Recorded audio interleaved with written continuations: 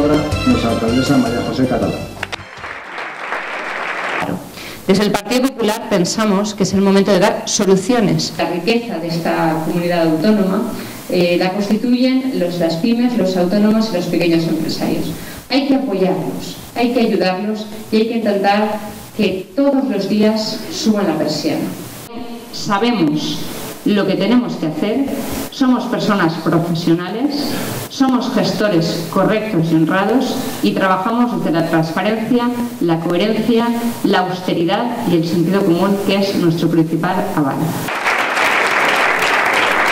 La economía se ha apoderado de la política.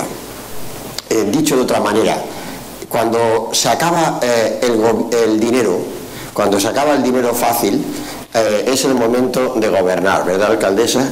Cuando se reciben las herencias duras es el momento de la política de verdad, de la política con mayúsculas.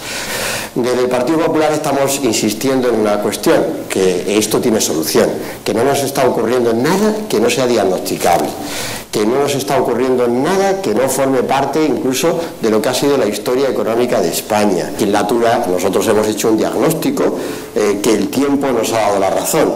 Decíamos que la economía española era muy vulnerable por una razón, porque dependíamos financieramente del resto del mundo. Bien, y en definitiva de ser competitivos. Este es el problema fundamental de nuestra economía y de nuestras empresas, ser competitivos. Estoy a su disposición para las cuestiones que quieran plantearnos. Muchas gracias.